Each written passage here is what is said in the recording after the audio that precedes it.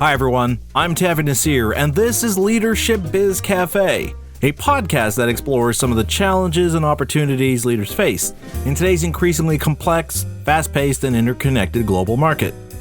Leadership Biz Cafe is brought to you by Tavi Nasir Leadership, our leadership firm that provides both virtual and in-person leadership keynotes, corporate trainings, and consulting services that will help you to improve the way you lead. To learn more about our services and some of the companies and organizations we've had the pleasure to work with, visit our company's website at tavinasir.com.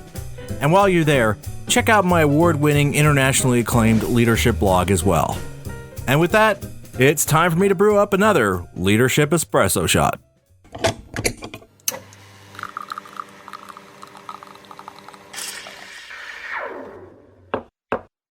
There's no question the past year has been a difficult and challenging one, both in terms of our work and personal lives. So it's not surprising then to see how much we long to hear success stories of how some individual or organization managed to rise above the fear and uncertainty to find a new path forward that allowed them to reach, and in some cases even exceed, their goals. Of course, if we are to be truthful about the nature of success and the journey we need to take to achieve it, then we must address its traveling companion, that of failure. The notion of an interdependence between success and failure, beyond simply being opposing outcomes that arise from our collective efforts, is perhaps best seen when we consider the nature of stories that revolve around a hero-type figure facing a seemingly unstoppable adversary. As much as we cheer when the story's protagonist achieves their goal, we feel that sense of elation most when they've had to dust themselves off after they fall and use their failure to not only fuel their resolve, but to improve their understanding of what they need to do to ultimately prevail. After all, their moments of epiphanies surface not during those heady moments of success, but as a result of what they discover and learn during those dark periods as they struggle with the failure they've endured. When seen from this context, the question then becomes, how can we ourselves learn to value failure? How can we move beyond seeing failure as a painful and difficult event we'd much rather move past and put behind us, to an opportunity to learn what will help us to move forward and at last succeed? To answer this question, we first need to understand that the journey of learning and gaining insights from our failures is a personal one, that how you and I experience or even view failure will be different, not just because of what we do, but because of how our past experiences serve to create the context that informs how we choose to respond to this painful event. With this in mind, I'd like to provide you with a series of 3 questions to reflect on, both when things are going well to help you prepare for that inevitable failure, as well as when you're right in the thick of it. Reflecting on these 3 questions will reveal the valuable lessons these admittedly difficult moments provide that will help you and your organization gain new insights to better inform the choices and decisions you make going forward. The first question is, do you respond to failure with avoidance or curiosity? Given how failure is often a painful experience that allows feelings of uncertainty and self-doubt to bubble to the surface, it's understandable that our initial response is one of avoidance, where we feel compelled to do whatever we can to prevent this situation from happening again. Unfortunately, this response often leads us to stop pursuing the course we've been taking to ensure we don't experience this difficult and painful outcome again. While this self-protective mechanism is needed at times, for example, when we accidentally touch a hot surface, we have to be mindful of how other times it can serve to impede us from learning more about what caused this failure in the first place. A good example of this can be seen in the work being done in the field of gamification, where researchers have found that people build and improve their skills not by avoiding the tasks that led to a failed outcome, but from using those failures to teach them what they need to do differently in order to succeed in achieving that goal. As I've mentioned in past episodes of this Leadership Espresso Shot series, being effective as a leader doesn't mean you need to have all the answers. Consequently, we shouldn't avoid experiencing failure because these moments help to identify gaps in our knowledge and awareness. In other words, our failure can provide us with key insights that will allow us to move one step closer to achieving our shared goals.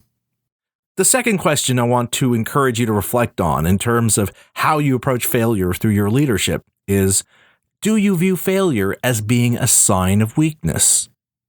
Another challenge we face with failure is dealing with the reality that we haven't progressed through our efforts. Instead, we've stumbled and maybe even fallen a step or two behind from where we were or where we hoped to be. In this light, it's easy to view failure as being a sign of weakness because of our inability to achieve a certain target or goal, not to mention the costly outcomes that arose because of that mistake.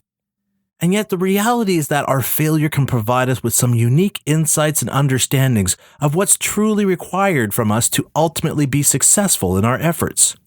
They can shed light on certain assumptions we had going forward about what we're trying to produce, and perhaps even the supposed value of what we're trying to create. Our failures can also reveal misguided thinking on our part of what it is we need to accomplish to achieve our goals, or even what's the best route to reach that target. Finally, these failures can reveal unexpected gaps in our competencies to reach our shared goals, competencies that we need to address if we are to succeed in our collective efforts. Seen from this context, it becomes easier to appreciate how our failures are not so much an indication of weakness, but an opportunity to improve our understanding of the situation and of what we really need to do to accomplish our goals, both of which can only serve to strengthen our resolve to prevail despite the current setback. The third and final question to help you in this exercise to learn to see the value in failure is, how will you commit to failure in the long run? Now, granted, this question might seem a bit odd. After all, who wants to commit to making mistakes? But the commitment I'm referring to here is not simply about failing fast in terms of getting over these hurdles quickly so we can move one step closer to our goals. Rather, it's about opening ourselves up to the reality that regardless of what we've accomplished today, we will inevitably face failure again sometime down the road. Sometimes that failure will have us shaking our heads in disbelief that we didn't see it coming. Others, though, can shake us to our very core and have us questioning our abilities and whether we really want to keep pressing ahead.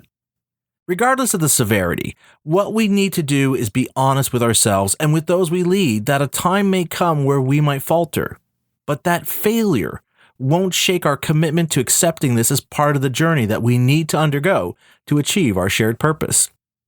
Of course, that doesn't mean we have to wait for the ground to fall beneath us. Rather, it means that we have to be willing to stop for a moment when things are moving forward or going well and ask ourselves, what could we be overlooking? What have we taken for granted will work out or will continue to work out? Better still, you should ask, how are we doing today? What things do my employees see as being slightly off or out of step in what we're doing? The point here is that this is about more than simply giving those we lead the permission to fail. It's about being willing to stop what we're doing today to assess what might lead us to fail tomorrow. It also means that we have to take what's been revealed through our past failures to adjust our efforts in order to remain on course over the long run. No matter how many times we encounter failure, it will always be a challenge to rise above those feelings of uncertainty, fear, loss, and self-doubt. That's why I want to leave you with this final thought. Through our successes, we inspire others. Through our failures, we relate to one another. And on that note, we come to the end of another cup of Leadership Espresso Shot.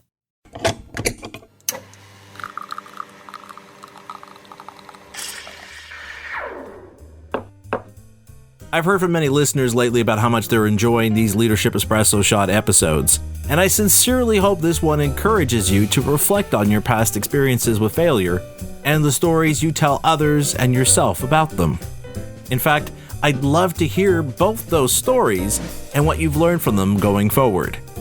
And to return the favor, I'm going to look at sharing in a future Leadership Espresso Shot one of my past leadership failures and the invaluable lesson it's taught me about inspiring the best in those you lead.